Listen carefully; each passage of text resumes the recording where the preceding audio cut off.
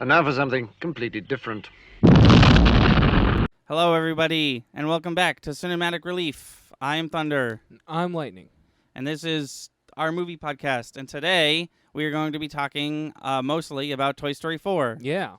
So it's been a couple days since we saw it, but there's not a lot to forget No. because not a lot happened. Yeah. So spoiler warning for Toy Story 4. We're probably going to talk about the whole thing because, like I said, it was pretty short. But just right off the bat, how do you like it? I liked it. I think you said it best, or your friend Alex said it best. I don't know why it was made. Oh, that was Rocco from Mega 64. Oh, he okay. tweeted that. Yeah. Yeah, Like it was good. It just why? 3 had a very solid ending. Yeah, This one left things kind of open-ended. yeah, And I don't know if I like knowing how this ended. You know? yeah. It was a good movie. I don't know if that's how I wanted my Toy Story franchise to end. Yeah, it seems like they want to do more. So for those of you who haven't seen it, who don't care about spoilers, the Woody splits up from everyone else at the end. So it kind of, but it also felt like they wanted to do more. But like if they did do more, it would either be a movie about just Woody or a movie about just everybody else, or both. And I think all three are bad choices. Unless they do it in the styling that 2 did it, where at the end of the movie they all meet up again. Yeah. But if that's the case, then Toy Story's jumped the shark. Yeah. I mean, if that's the case, Toy Story 4 was Utterly bad useless. in retrospect. Yeah. Right. No, it was a good movie. Like I said, I don't know if that's how I feel like 3 had a more heartwarming ending. Yeah. And this one was a little bit like, I don't know. I'm sure in 30 years from now, they're going to use this movie as a reference to point out the social structure of, like, this, like, 3 came out 10 years ago. Here's how, people, how they do that sometimes, where it's like, the way movies are structured reflect the time period they're in and stuff like that. Where this one was left open-ended, and that says something about us as people. But in actuality, No, it was just kind of rushed. Like Yeah. I expected to. I am under the implication that this is the last Toy Story film, so I was expecting a too. big old cry, and like I did cry. The movie was kind of sad, but like not at the ending. right. I wasn't crying at the ending because it wasn't yeah. like. It wasn't like, now say goodbye to all your toys, kids. It was just like, say goodbye to Woody. But then the goodbye that he got was like very short. Mm-hmm. And a character who I really want to talk about in a minute, Forky, Yeah. kind of stole the spotlight from Woody and Buzz's goodbye, and Buzz, I didn't like that. This whole movie, Buzz really got shafted. Oh, yeah. I'm not sure if it's Tim Burton who... No. Who are you trying to say? The voice of Buzz? Yeah. Tim Allen. Tim Allen. Tim Burton made Nightmare Before Christmas. Right. I knew that. I knew that as I said it. Okay. If he just didn't want to be in it, or if they just didn't want him in it. Yeah. Yeah. No, I don't know. It's just the whole. Usually it's like there's 2 main characters, Woody and Buzz. And in this movie, like, the Buzz just had like one run-on joke the whole time. And that was like his whole thing. Yeah. And like I was telling you this the other day. I thought we were past the whole Buzz is a fish out of water thing. Yeah, no, we were talking about that. We saw a very natural progression of Buzz becoming more and more in tune with the fact that he's a toy. Yeah. And even in 3, he makes fun of a Buzz who doesn't, who's at square one. Yeah. And this one seemed like a step back from. I mean, 2. In 2, we see him with the other Buzz. I think I said 3. But this one seems like a step back from 2. Yeah. Where He was just an idiot. Yeah. He was just an idiot. Yeah, His like he character- wasn't one. Yeah. Like, just doesn't know what's going on. Right. Yeah, that was funny until it wasn't. Yeah. I think I said that about Bro Thor. Yeah. You did. But Which is the official name of that character now, yes, I guess. Yeah, which is pretty cool. We'll talk about that at the end of this podcast. Probably, yeah. Yeah. But yeah, I didn't like Forky taking place of stealing the spotlight in Woody and Buzz's goodbye. Other than that, Forky was an amazing character. I Yeah, really liked him. He was over the top, but they made it out like here was my issue.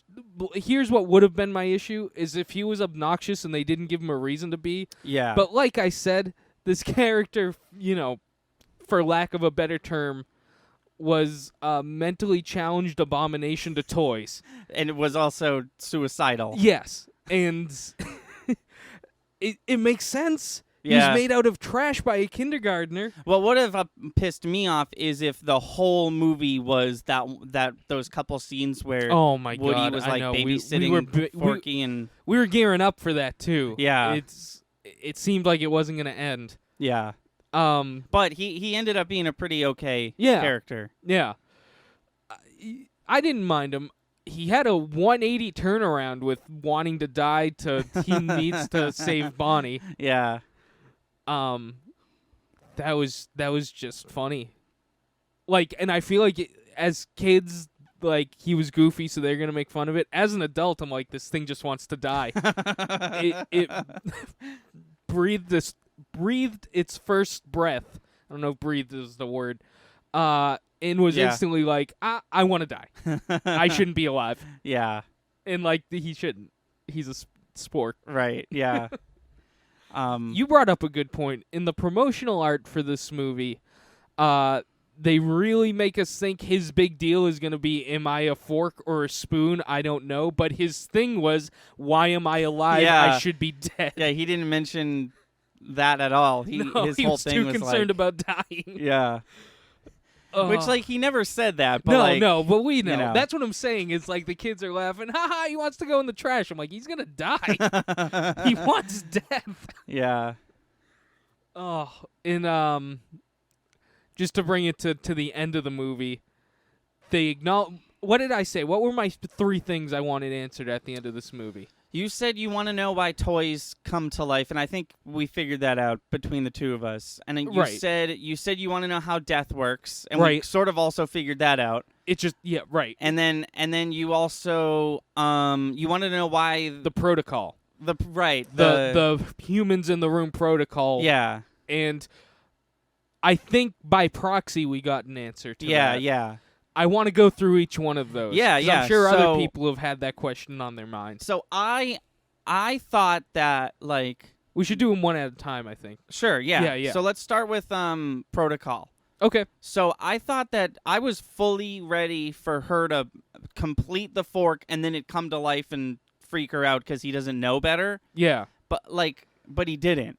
He, like, knew. Like, even though the whole time he was like, I gotta get in the trash, he knew that he could only move when she wasn't looking at him. Even though he thought he was still trash. Right. It took a half hour of screen time and Woody giving like 2 or 3 speeches to convince him that he was now a toy. But even though he considered himself trash, he still followed the rules of the instantly. toys are allowed. Yeah, instantly. Which tells me that it's just like embedded in their DNA once they become life, that they can't let other things know that they're life. Right. Which is a weird rule. Also, one thing I kind of wanted answered, which is also kind of up in the air, is every toy seems to have their breaking point where they just say, screw the protocol. And it could be like, in Toy Story 1, Woody breaks it when he's trying to stop Sid from killing Buzz. Buzz sort of broke it this movie. Buzz sort of broke about it the movie. backpack. Right. That the Key and Peele characters are ready to break Instantly. it at any moment. That's what I'm saying, is it's different for every toy. Like, the protocol's there. It's embedded in their soul. But they can break it with no like cosmic repercussions. And here's what's interesting to me. Like, just as a moral, I'm going to refer to it as a moral dilemma because I'm sure that's what it is for them. Woody almost got his head destroyed. Yeah, I forgot by about an that until you 18-wheeler, mentioned and that nobody to was me. watching. That's in 2, right? That's in 1. That's in 1? He could have moved at any point. Nobody was watching. He was ready to die. But at the end of that movie, Sid pisses him off, and he's like, I'm going to freak this kid out. Right. That made me... That scene makes me feel like it's a curse. Ooh. But it's not That's an interesting thought. But it's clearly not a curse. Right, they can break it 'cause whenever he they can want. break it whenever he wants. Right, And they all can. right, I could see a theory for maybe it's just Woody, but not after this movie. right. Because Buzz broke it, and the Key and Peele Right. also wanted to That's a good point. I don't think protocol's been broken since movie 1.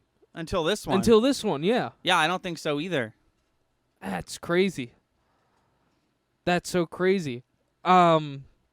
But I kind of got an answer from that. That's a good point. If it wasn't for this movie, we could have gone with the curse theory, Right. and that would have been an interesting theory.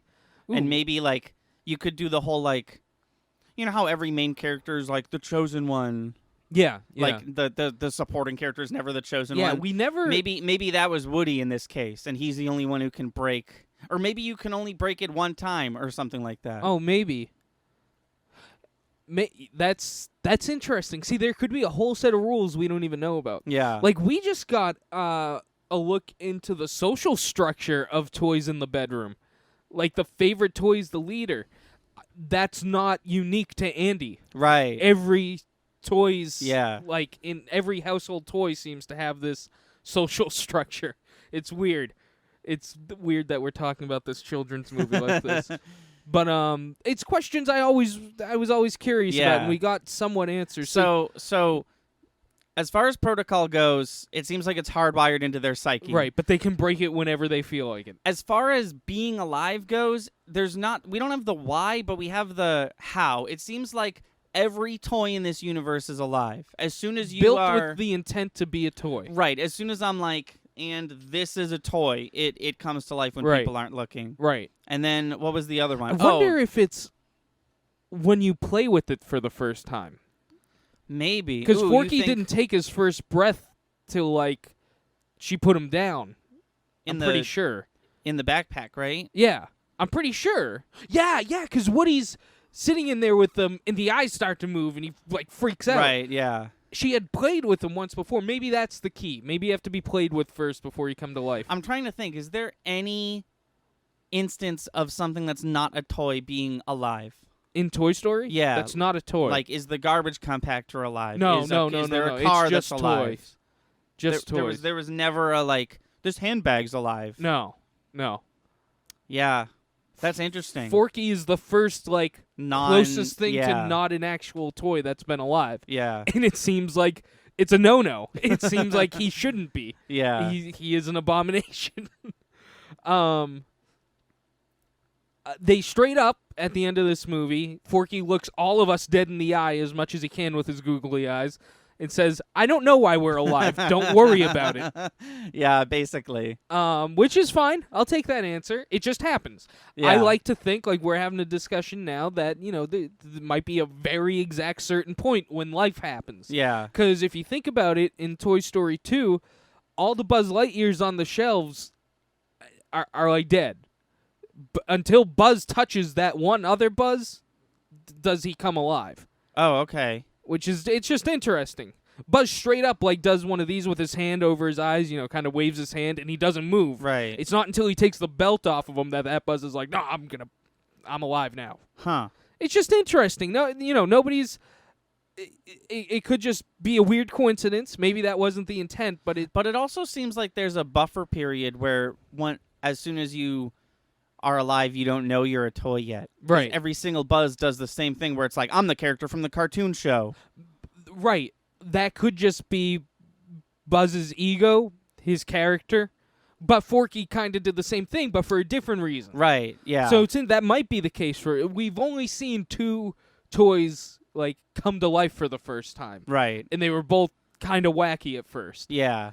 3 if you count Buzz, but... Oh, second Buzz? Yeah. Yeah, right. But same difference. Right.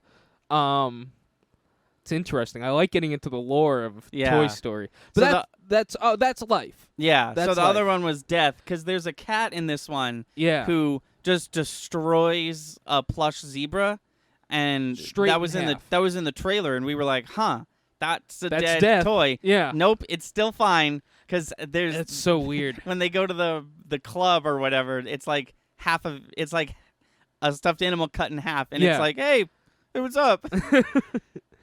I mean, there's got to be a breaking point, though, right? That's the only one we really didn't get answered. Right, that's what I was saying. Like, like if that cat completely destroyed it and it was in literally, Well, how's about the incinerator in 3?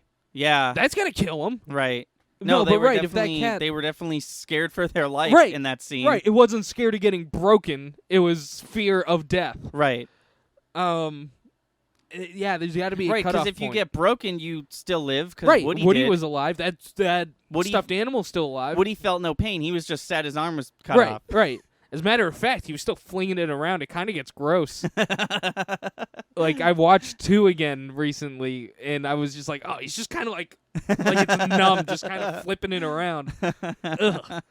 It's a toy. I know. It's gross because him more than any other ones is so lifelike. Like just the way his limbs move and stuff. Yeah. Like a Yeah. rag doll. That's the other thing. This They movie. officially referred to him as a rag doll in this movie, by the way. I don't know Oh, if you did noticed they? that. Who did? The little tiny cop Oh, okay. that Bo Peep hangs out with. Yeah. Bo Peep's like, remember that toy I was talking about? She said the rag doll. Yeah, and yeah. Bo Peep was like, yeah. That's cool. Yeah. When I saw that little character in promo art, I was like, "There's no way that toy is that small." But it's a Polly Pocket. Yeah, which was yeah. cool. That was cool. Oh, what was I just gonna talk about? Chris. I don't know. Oh, that was, yeah, I feel like we got no answer for death. Death is an illusion in the toy realm. But life in Protocol, I'm pretty happy with. Yeah, they seem to be cleared up a bit. Yeah. I want to talk about how this movie looks so good. That's it what I kind was- of bothered me. That's what I was gonna talk about. Yeah. So this movie, like, best Pixar-looking movie I've ever Oh, seen. yeah. Hands down. This movie's kind of got the new Mario thing, the new Uncanny Valley Mario thing, where like there was this really like 25-minute long video that someone I watched put up about the Uncanny Valley and the new Mario renders from Odyssey, where like if you look at Mario, if you look at him long enough, he starts to look really, really weird because his hair and his mustache is like super real and super like well made, but then his face is a cartoon face. right. So you're looking at that and you're like, for a fraction of a second, your brain is like, this might be human, and then you're like, wait, this isn't human, Yeah. and it looks really weird. And the same thing happened with the people in this movie, Yeah. the human characters. Like when she was in daycare, I was like, oh god, that girl, like her hair looks incredible, and she's got like a bunch of dead ends like a real 5-year-old girl would, and then her face is a cartoon face. Yeah. Well, I mean, I wasn't even. The people did look really good, but there was a scene where Woody's walking Forky down a road, and I was just watching it like, look at this real road. Yeah. Look at this real grass. Look at that real toy Woody doll carrying Yeah. that sport. No, dude, if I've learned anything from watching those Corridor Crew videos, it's that it's easier to make something look real at nighttime. Yeah. Like that fucking scene where they're at the very beginning where they're rescuing RC. Oh my and God. like the flashlight is just on the leaves and they're like going everywhere. It looked those the leaves rain, looked the real. first moment of this movie. By the way, a lot of jump scares in this movie for no reason. Yeah. Even the beginning, the Pixar logo just starts the movie, and it's just like, Oh yeah, you're right. Yeah. and it's like, oh. I forgot about that. I thought it was a commercial, to be honest. I thought it was anher. Oh, a Another commercial trailer. for a Pixar movie? Yeah, because I was like, there's no way this is how Toy Story's starting, right? Yeah. No, it looked unbelievable. Even I mentioned to you, Woody's right arm gets stitched up in two. Yeah. You can see the redone awful stitching. Yeah, I didn't in notice this that. movie. I'll have to check it out next Yeah. time. Next time I watch it. It was interesting. Yeah, go ahead. Hey, Boo from Monsters Inc. was in I this need film. to see that. I can't believe I missed that. They're saying there's an Easter egg for every Pixar movie in this Yeah, movie. I looked it up. It seems like people haven't found them all. I believe it. Did you know that they're saying the octopus from Finding Dory? No, I've never seen that film. There's an octopus, and he, Okay. and he does the octopus thing where they camouflage to the surroundings. Oh, they're in. okay. The director or the animator, somebody for that movie, is claiming that he's in every single Pixar movie, but he's What? so camouflaged you won't find him. That can't be. I don't believe him either. Every single one. That's what they're saying. Even though it's like the newest Yeah. Pixar movie on the block. Well, apparently they do this thing where they always hide a character from the next Pixar movie. That in the that previous tracks. Pixar That movie. makes sense. Yeah. I would believe that wholesale, but I don't know about this fucking octopus being in every The single only one I've seen that somebody's pointed out is the caveman Pixar movie. I don't know what it's called. Oh, The Last Dinosaur. Something like that. No. It's modern. It's a new one, like super cartoonish. Yeah, The Last Dinosaur came out in like 2015. Oh, okay. Maybe. He's at the bottom of a lake. Oh, And you okay. can see him. That movie sucked and nobody Sure. liked it. There's a little like every Pixar movie's a little contentious. Like I think Cars 3 was pretty bad, but there's a bunch of people who are like, no, it was pretty good. But Last Dinosaur is like hands down the worst one. Oh, okay. I was thinking of just dinosaurs. From way back in the day. Yeah, that's not Pixar. Okay. That's not even DreamWorks. I think that's might be Blue Sky. The Okay. Big Blue Make Ice Age. I think that's them, but I could be wrong. It's definitely not. Oh no, maybe it is Pixar, because they have that. Now that I'm thinking about it, there's a dinosaur ride at Disney World. Maybe that is Pixar. Maybe I'm wrong. Okay. I'm not gonna look it up. No, that's fair. we got stuff on the phone ready to go anyways. I realized I don't care enough. Sure, it's Pixar. Yeah. We'll put it in post. I won't. Oh, okay. Well, look it up at home. So let's talk about Duke Kaboom. Okay. Because everybody was like, "Oh my God, he made the movie. He was the best part," and like, he wasn't. No, he wasn't. He was cool. He I was liked him. cool. I did not like him, but he wasn't like, "Oh my God, he's incredible." Like No, I didn't leave like. I've seen a few different articles that say Keanu Reeves' character the secret weapon of Toy Story 4, but he was just a good bit character. Yeah. As far as like every new Toy Story, and I guess when I mean new, I just mean 2, 3, and 4. They add like more characters, and there's always that moment of like, oh, I hope everyone likes these characters. Are they going to be good? And I feel like they've succeeded each time. And he's just another success. Like I think he fits the. I thought him and the Duck Rabbit. I thought they were going to go with them.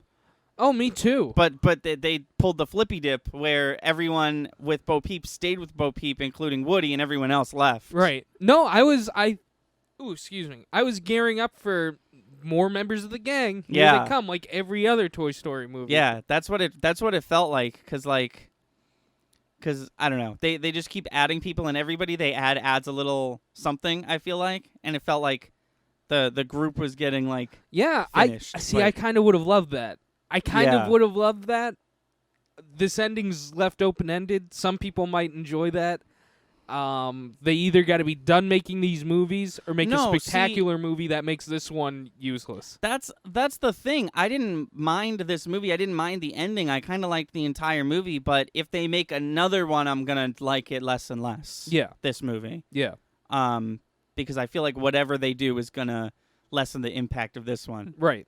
So I'm hoping. Well, this one already lessened the impact of 3. Yeah, just by existing. Yeah. Because 3 was like and we're done. Yeah, which I was fine with. It was heartwarming. It was right around when I was going to college. Yeah, me too. Or maybe my first year in college. It just hit home. I grew up with Andy. I don't care about Bonnie. Bonnie sucks as far as I'm concerned. She doesn't even care that Woody's gone. Yeah. That bothers me. I don't care that, he's not her favorite toy, but, like, care about your toys enough instead of your stupid spork that, like, if, an antique doll goes missing that people are nuts for, as we know in number 2. Yeah. Toy Story 2. Just take care of it. Can we talk about Jeff Garland's character from 3, Buttercup, the unicorn that wants Dad to go to jail? Oh, my God. That was kind of the best part of the movie. I think was that was my horrifying. favorite part of the movie. How every chance he got, he was like, I know what we'll do. We'll send Dad to jail. Yeah. That was horrifying. And then he almost did. Yeah. He almost he got was his psyched wish. about it, too. I'm pretty sure you've been having nightmares about those puppets. No. I don't dream anymore, baby. No, those would have given me nightmares as a kid. Oh yeah, Those were the like it henchmen makes to it the, makes sense, right? Like if you're gonna make a movie and like the antagonists have to be toys, like what's a creepier toy? Oh yeah, no, absolutely. Like even a clown toy would have been less creepy. Like those things are just and the way they move. they did it just the way you hate You'd the hate most. it. Yeah. They moved the way that those things would move. There was and- one scene where they just kind of turn their head and how do I word it? It just It's kinda very limp. slumps. Yeah, and then its mouth drops, and I'm like, ugh, stop.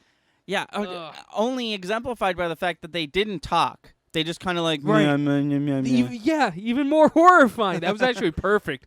That was kind of exactly like what they did. Because it makes sense. They don't have voice boxes because the Oh, human yeah. controlling them makes them talk. Right. Well, I thought that was interesting too. Like, they cared about the voice box, even though every toy has its own voice, regardless of a voice box. I guess she only cared about it so that she could get that kid to acknowledge her. Well, she had one, but it was broke. Right. But my thought process before I started the sentence was, what does she care? She can still speak. But it was to get the attention of the kid. Right. No, I think the creepy marionettes are like a different breed, and they understand that. Do you think they like come to life a little when someone's using them? Oh, I don't want to think about it. Because like the whole thing about that sort of toy is like, this is my real friend that's speaking on his own. Right. Oh, I don't want to think about it. That's like a whole different realm of Toy Story movies. Like this bad ventriloquist gets a toy that's like down to break protocol all the time, and like it's like the real situation of like, I have the magic toy That's just literally talks. like what you're describing to me is Ratatouille, but Toy Story. Right. And I think I would be down for that.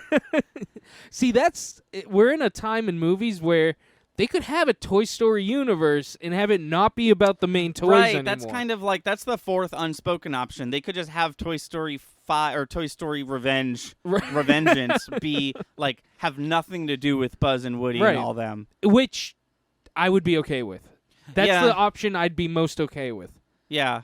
Because they've opened up to the fact that it's not Andy's toys that are like have life. Right. It's every toy. It's even antiques from the 50s. Right. It's every toy. Also, plot hole.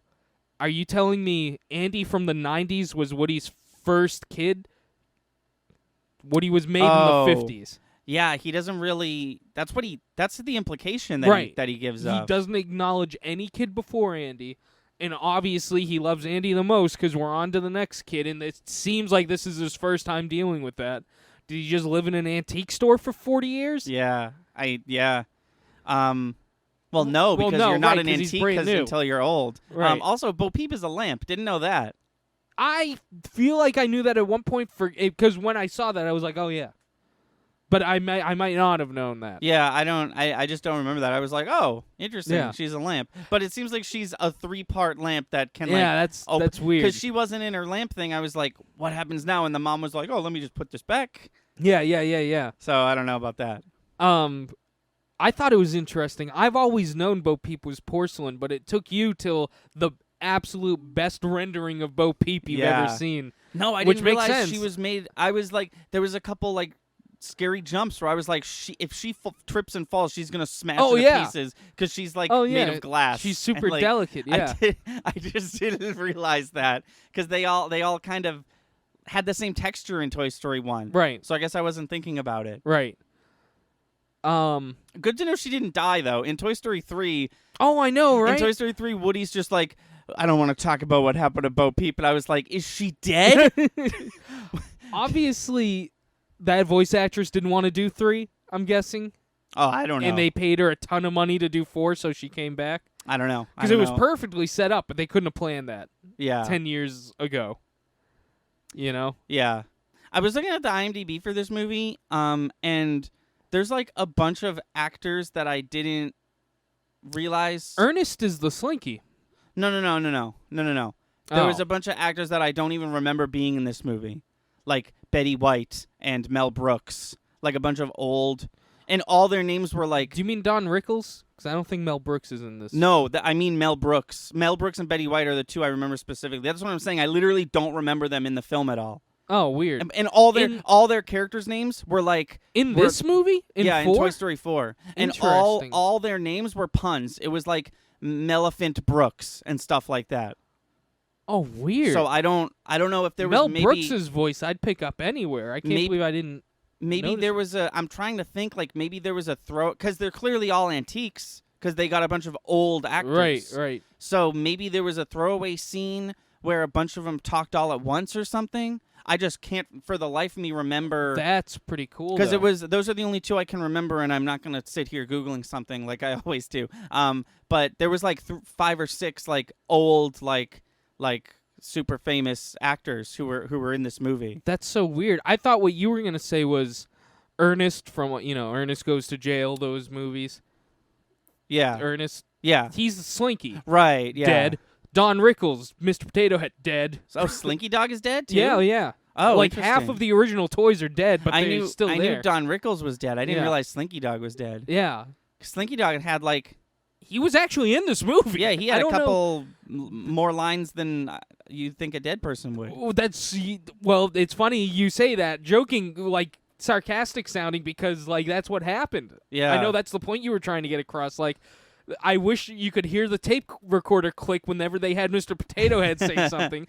It was quite, quite clearly old. Mr. stuff. Potato Head was obvious. He literally said 2 lines, Right. and they were "Get your hands off me" and "Hey, where's Buzz?" Right. But I didn't know that. Are you sure Ernest Oh Goes yeah, to Camp Ernest is dead? died in like the night. Toy Story might have been the last thing he did. Honest to God. Then they must have got someone else, right? That's what I'm saying. It must be the best Ernest impersonator ever.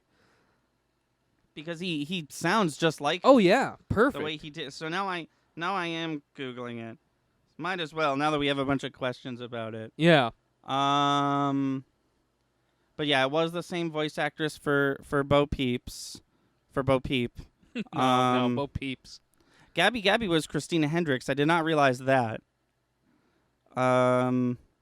Let's see here. They got the same woman to play Andy's mom, which is fucking incredible. And I want to know if it's the same kid who played Andy, because how? Yeah. Yeah, it's someone named Blake Clark does Slinky Dog. And it looks like he was Slinky Dog in 4 and in 3. Interesting. I'm looking up. And then Carl Weathers was Combat Carl's, Oh right. which I didn't realize. Yeah, the guy who plays Ernest died in 2000. Oh, so he made 1 and 2. Yeah, literally. Here's Toy Story 1. Wow, what was his name? Yeah, he made 1 and 2. Yeah. The guy they so- got did a fantastic job. Yeah. So Mel Brooks as Melephant Brooks, Carol Burnett as Cheryl Burnett, Betty White as Bitey White, Carl Oh. Reiner as Carl Rhinoceros. Hold on. Those were the toys in the closet. Oh, okay. That you're right. The toy, the. Oh, I've been in the closet Yeah. since. Oh my God, how did I not recognize I know. Mel Brooks? That's of all what I'm the... saying. I could pick out Mel Brooks anywhere. That makes sense. Oh my God, the announcer for the Duke Kaboom commercial was Flea from from Red Hot Chili Peppers. Good. Flea loves voice acting. Oh yeah, Like that guy. he did Donnie from right. the Wild Thornberrys. Right. Yeah, He's good at it. the Wild He Thornberrys. was also in Back to the Future. And was? and in The Big Lebowski. Yeah. Who's Axel the Carney? Probably the guy running the booth. That Yeah. he was Bill Hader. Remember Didn't realize that either. remember how he came out of the porta potty and we saw his leg for a minute and he clearly had an old tattoo on it? Yeah. That was the Pizza Planet chip Oh, cool. as a tattoo. Yeah. Cool. Yeah, That's what I've been told. I didn't pick it up like right away, but I saw it. Somebody had it in an article, and I was like, "Oh, I remember that tattoo." You know the porcupine who Yeah. was like he I guess he was Timothy Dalton, which is cool. the you know who that is, right? I think so. The bad James Bond. Yeah. Right. Oh yeah, I was like, the name sounds familiar. Yeah. I've got a bad taste in my mouth about it. Yeah, he's the shitty 2 movie James Bond. Good. The boom what's the thing? He had a boombox that like shot missiles out of it. Probably. And it had a stupid name like the Ghetto Blaster or something like that. Good. Well, actually, that's perfect because that's what they used to call boomboxes. Oh, okay. That'd be the perfect name for that. Yeah, I think that was that. And that's literally all I know about that. Doom, doom, doom. He wrote a review, and then he wrote some more, and then he wrote too many. It's Roger Ebert Reviews. Welcome to Roger Ebert's Critic Corner, a podcast within a podcast. My name is Anthony. Joining me today is my very special guest, Lightning, from the Thunder and Lightning Gaming Show. Welcome. Thanks. Today we're talking about Toy Story from 1995. Okay. Roger Ebert gave Toy Story 1 4 out of 4 stars. Wow, that's 2 4 out of 4s in a row on this show. And hey, guess what? They're both Pixar. Yep. Interesting. Toy Story creates a universe out of a couple of kids' bedrooms, a gas station. Yeah, okay, I know how it goes. It's a roller coaster of a movie. He says, for the kids in the audience, a movie like this will work because it tells a fun story, contains a lot of humor, and is exciting to watch. Older viewers may even be more absorbed because Toy Story, the first feature made entirely by computer, achieves a three-dimensional reality and freedom of movement that is liberating and new. That's right, I forgot about that. Yeah, it's the first full computer animated movie. Like, I knew that, but I always forget. You know, without Toy Story, we wouldn't have Jurassic Park. Sorry to cut you off there. Oh, that's cool. Yeah. Well, Jurassic Park 2, right? Jurassic Park 1 doesn't have CGI, no, does it? It does have some CGI in Oh, it. okay. I haven't seen those movies in so long. Because most of them are real. Yeah, most of it's puppet but- work, but there's some spots where George Lucas was like, we can't use puppets for this. You mean Steven Spielberg? Yeah. George Lucas didn't No, I make know. Jurassic Park. Yes, Spielberg. My bad. He talks for like 3 paragraphs about like the hours and like all the like numbers that made this movie, like the megabytes and the microprocessors and Interesting. stuff like that. I didn't figure he'd be interested in any of that crap. He talks for literally 3 paragraphs about it, and then he says, "But enough about this propeller head stuff," which is maybe the weirdest thing I've ever heard. I don't know what that means. I was. You want to know something? I was gonna make a joke right before he said that. I was gonna be like, did he refer to anything as a gigawatt? He says gigabyte, but that's a real. That's thing. a real word. No, he doesn't. He doesn't say gigawatt. Or who's you? What's it? Wow, I'm impressed. No, he did his homework for this one for some reason. Not Pokemon. No. No, why would I? Well, no, he tried. No, he did extensive homework for Pokemon. He just got an F. Right. He's just explaining the plot, and he says Buzz is the most endearing toy in the movie because he's not in on the joke. That's just plot. There's a real poignancy later in the film where he sees a TV commercial for himself and realizes he's only a toy. They're talking about being a lost toy, which is a plot point that comes back in the 4th one. Mm-hmm. Seeing Toy Story, I felt some of the same exhilaration I felt during Who Framed Roger Rabbit. Both movies take apart the universe of cinematic visuals and put them back together again, allowing us to see in a new way. Toy Story is not as inventive in its plotting or as clever in its wit as Who Framed Roger Rabbit or such Disney animated films as Beauty and the Beast. 3rd time, I didn't read him, obviously, 3rd time he's mentioned Beauty and the Beast. I think he really loves that movie. It's pretty much a buddy movie transplanted to new terrain. Its best pleasures are for the eyes, but what pleasures they are. This guy's so old, even when he was young. Watching the film, I felt I was in at the dawn of a new era of movie animation. Oh, well, at least he picked up on that. He's usually bad at knowing when history's happening. Yeah. Yeah, tell me about it.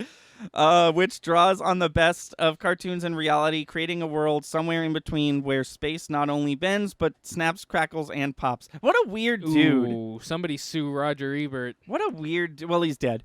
Well, sue... What's his name? Siskel? Oh, Emil. Emil Ebert? Yeah. We got to stop bullying that kid if he's ever going to be on this podcast. Holding out hope. Yeah, I really am. He's the only guest I want. He's the only guest I actually want. So that was it. I think he'd kill us. And I wouldn't blame him. So, okay, I got because I'm figuring this guy out. We're doing these podcasts within a podcast, and I'm taking the time to, like, learn about this man. Yeah. In his love-hate relationship with children movies. Once again, got to say it every podcast, Man's apparently the best critic ever. We're not talking about the real movies. It's the ones he shouldn't have critiqued. Right. That we are giving that's him what crap I forgot about. to say up front. But I'm figuring it out. I'm processing what he likes and what he doesn't like. Pixar is a company that takes itself seriously. It makes kids movies. Yeah. It takes itself seriously. You can feel that in the films. It always has. Right. There's a couple stinkers here and there, but like for the most part, they're really good films. Right. Even if they're good or not, you can feel the time and respect they had in putting together these kids movies. Yeah. That goes a long way with this man. If he can seems- feel respect in quality in film, then he'll have a less of an aggressive approach towards the movie. He literally like took 3 paragraphs of his however long he wants it to be review to talk about the ins and outs of how the movie, Right. how long it took to make the movie and what went into it. Right. I think he respects respect, which I can appreciate, but you got to realize sometimes kids movies are just kids movies. Right. Granted- Sometimes kids movies are Toy Story. Sometimes kids movies are the Angry Birds movie. You Right. know? Right. They're not all gonna have the And it's going to be bad, and guess what? Maybe you skip that one. right. You Yeah. know? I Yeah. feel like sometimes you can tell when a historical moment's going to happen, and that's when you review a kids movie. Right. Yeah. He could have done Beauty and the Beast. He could have done Toy Story, because it's the first computer. Sometimes you just know that you should be there to do these films. Like I know we haven't done this one on air yet, but like he really could have skipped Rugrats Go Wild. Right, yeah, exactly. First Rugrats movie was cool. I think it might have been one of the first full-length Nickelodeon films. Was the first SpongeBob movie before No. or after that? That was after. Oh, okay. So something, that you could dip your toes into the first one. The first one was great. I Yeah. enjoyed the first Rugrats movie. Oh yeah. Oh And- well, I favor the second one. I love Rugrats Go to the Paris. second one's great too. The second one, they're both fantastic. See, I had my sibling when the first Rugrats movie came out, so it yes. really hit home for me. That is why I love the Wiggles. Oh, really?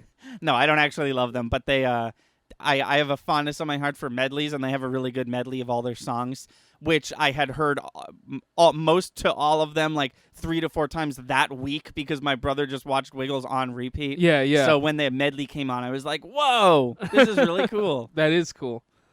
But that's so I'm figuring him out. I'm going to start taking a guess at what he rated these movies. Okay, we'll do Now that that first. I've downloaded complete I think we have Roger another Ebert. objective. I think we need to find a Pixar movie he hated. That- Because so far we're that's 2 fair. for 2 of him loving them. I don't think he gave Finding Nemo a 4, but he definitely No, gave it he a did. 3. He did? That's what I'm saying. We just did 2 4s in a row. Yeah. And again, another movie that respected itself in the plot. Yeah. And it was a home run, and he acknowledged that. But sometimes he doesn't. Sometimes they're good, but they're a little silly, and just because of that, he'll toss it aside. Yeah. So that was Toy Story. I do want to say, I'm not going to tell you why, but just for me, stay until after the credits. It's not a scene. Yeah. It's not a full scene. It's just a cute little thing, but it's so worth it. Oh, I was absolutely. talking to someone the other day, and I was like, "Did you stay for the after the credits thing?" And they were like, "You mean the 4 scenes?" I was like, "No. No. There was something all the way Yeah. after it." They were like, "Oh no!" I was All like, the way after. and I was like, "Oh, here's what you missed," and they were like, "Damn it!" But yeah, that was. there. I have 2 more things to say about this. Oh movie. yeah, sure, go for it. First of all, after that scene you just mentioned at the very end, Yeah, I said, "Where's the homecoming?" I said, "Where's the homecoming trailer?" Neither of the ushers laughed. A little upset about that. well, also, Homecoming came out in I 2016. meant Far From Home. Shut up. I said it right in the moment. Okay. I did. I said, "Where's the Spider-Man Far From Home trailer?" Neither one laughed. No, are you kidding me? They've seen Toy Story 4 6 times this week. They don't care about your dumb joke. Secondly, you mentioned RC's in this movie. Yeah. He is. Don't see him again. Right. After the intro. I don't think he was in 3 either. He might not have been in 3. That's fine, but Bo Peep rides an RV Oh, yes, skunk. Yeah. Not an RV. And I want somebody to acknowledge the fact that it's roughly the same size, has the same wheels, and the eyes are placed where they would be. Was it just supposed to be that obvious that I'm just supposed to know that that's who that is? Why didn't he talk? He does talk a little bit. He does his little Yeah, little well, he rev-up talks with noises. like tire screeches. Yeah. Yeah. Is that him? Just I want to know. Well, if that is him, he's dead because the skunk thing didn't move on its own. Right. That's why I don't think it was him, because it didn't move on its own, because it wasn't a toy. But what makes RC a toy as opposed to that one? Because a kid played with it, like you said. Ooh, see? I love the little plot. Because I think the rule for the Buzz is he wasn't out of box and then he was. And the rule for... Nope. God, I made it worse. Tap on it towards the... There you go. There you go. And the rule for toys proper is until they're played with. They don't come to life until they're played with. They have to be made. They have to be made with the intention of being a toy, and they have to be played with. And the skunk thing was neither. Is that what I said? Yeah. Listen to me. This is going in the conspiracy podcast now. Sure, that's not a podcast, but yeah, sure. That's all It's you, baby. whatever So. I want it to be. Exactly. All right. Let's switch gears. Yeah. Because we did, and we're not going to talk about this for long at all, but we did. We saw the re-release of Avengers Endgame. Yes, we got our posters. Yeah, the posters are really cool. It was the same movie. Yeah, in so it case was the anybody same was exact wondering. movie. All the extra stuff was after the credit, literally after the whole entire credits. Yeah. Oh my God. Yeah. Tell me about it. We thought it was there's like the cinematic credits. Right. and we What thought it I was call gonna the be after that. cinematic credits, and then the scroll. And But it was after the scroll. Yeah. They did a very heartwarming Stan Lee. Yeah. So I think that was worth it. Oh, like, absolutely. If you don't like the two scenes we got, like that was worth it. Absolutely. That was really. I feel like that might be a bonus feature on the Captain Marvel DVD. But it better make it into something because that was fantastic. I'd love to watch that again. It was just a montage of if him that's like at the end of Endgame, I'd be very happy. Yeah. If You mean everything permanently? we just saw? Yeah, on the Blu-ray version Yeah. of Endgame. If everything we just saw is out on that, I'll be happy. No, it was really cool. It was just a montage of him talking about how much he loves doing cameos. There's literally a line where he says, "I remember every cameo I've ever done." Yeah. And then there was like a quick As montage. opposed to Gwyneth Paltrow. And then there was like a quick montage of him just hugging every Avenger. Yeah, just that like was every amazing. single Avenger.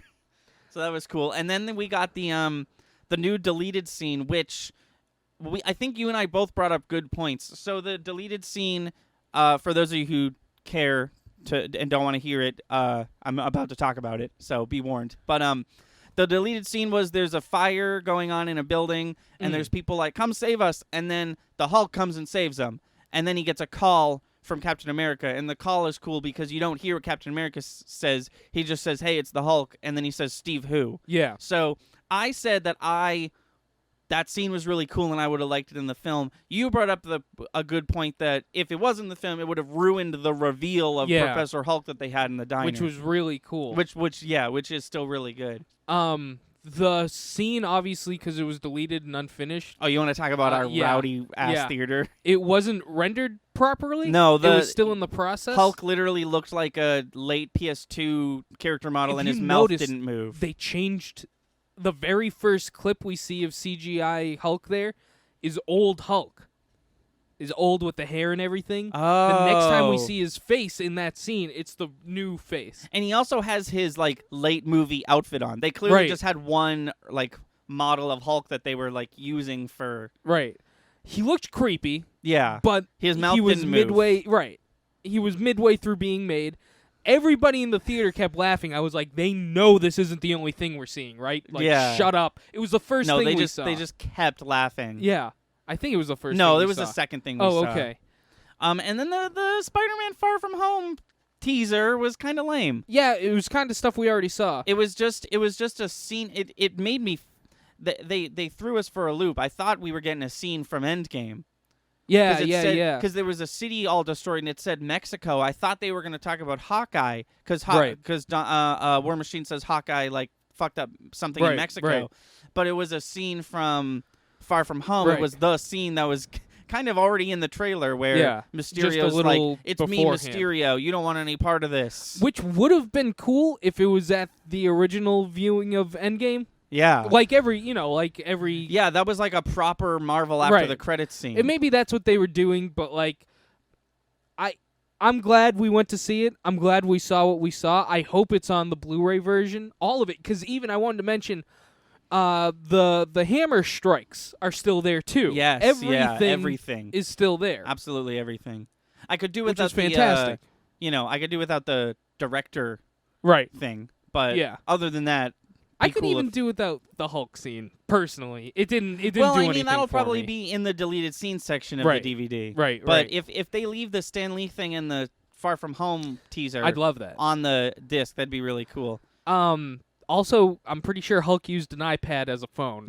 Yeah, Which, it wasn't rendered enough to know exactly what it was, but it was funny. That movie, that was the fourth time. Pretty much the main reason I saw was because I wanted this to be the movie I've seen the most in theaters. Yeah. And it is now. That was the fourth time I've seen it in theaters. Gets a little long in the teeth after you've seen it four times. Well, it's a super long movie. Yeah. You know, especially so close together. I guarantee you, give it 6 months. Next time you see it again, you'll be happy. Plus, the next time I watch it, I want to watch both back to Oh, back. absolutely. And I think that's going to help a lot because just like Rogue One to Episode 4, I feel like as soon as I'm done with Infinity War, I'm just going to be like, come on, put an Endgame. Come on, I'm ready for it. But it's just so like the figuring out how time travel works and the gathering the whole team just takes far too long. And I was just like, I kind of fell asleep for a second. Yeah, that wasn't did. the movie's fault. I had been up since like 5:30, but I did in fact fall asleep for a moment. I caught you though. Yeah. Yeah, I'm excited. We got Far From Home for 3 days. 3 days away. So actually, you and I have a decision to make. So let me look at a calendar real quick. Two things are happening before our next episode of Cinematic Relief: Spider-Man: Far From Home and Stranger Things Season 3. Ooh. What do we want the next episode to be on? Because Stranger Things is only going to be 10 episodes probably. Do you think you and I could, on our own, watch Stranger Things in 2 days and then record a podcast?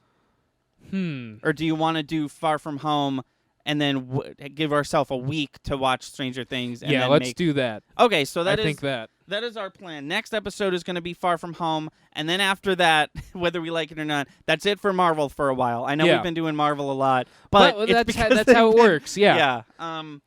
So we happen to start Cinematic Relief as the new around Marvel the movies. Captain Marvel movie. Yeah. So next week's going to be Far From Home. Week after that is going to be Stranger Things. So look forward to that. But yeah, other than that, I've been Thunder. I'm Lightning. And we'll see you next time.